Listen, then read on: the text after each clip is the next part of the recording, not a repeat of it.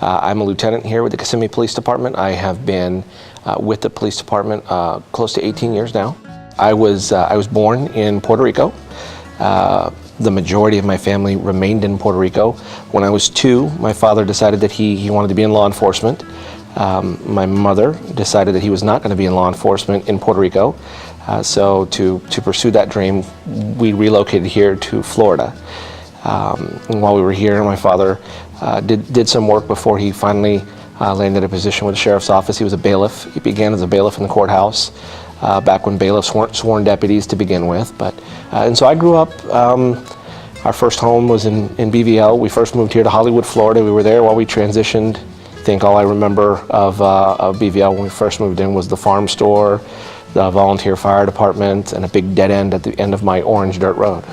My mom was very, very active. She was very involved with the school district in getting a lot of the programs that exist today with the school district, as far as getting kids that were relocating to Kissimmee and Osceola County the services that they needed to be successful in school. So I looked up to my parents quite a bit growing up. My father was in love with his family and with his chosen profession. So I grew up knowing for sure that I did not want to be in law enforcement. So I did some college and I wound up enlisting in the Army as a military police officer, and that was really my introduction to law enforcement. And so once I got out of basic training and Army training, I was a reservist with the Army and got into law enforcement. I was very fortunate at the time.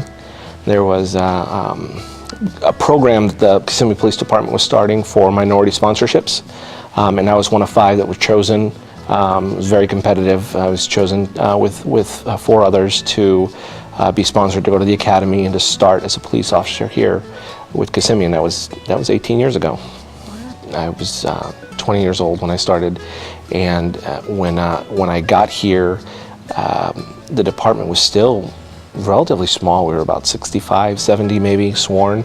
We're closer to 130 now. It's been great, and the opportunities that I've had to interact with the community, both multiculturally, especially during my time as the PIO. I had an opportunity under a great chief at the time to really kind of branch out into the Hispanic community, get back to my roots really. So that was kind of the beginning of my transition from officer to supervisor, leader, and manager. We can't do what we do without the community. So we have a philosophy, agency-wide, it's an intelligence-led policing philosophy, but it has that blend of community relations and problem-oriented policing.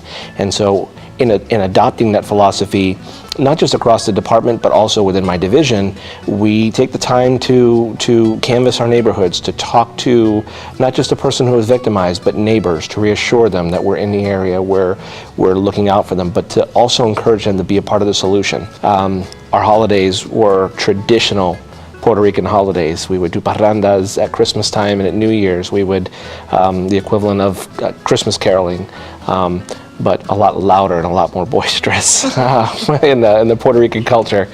Family ties and family bonds in the Puerto Rican culture are very strong, and ours at least have definitely lasted well from Puerto Rico to here, to our new home here. So.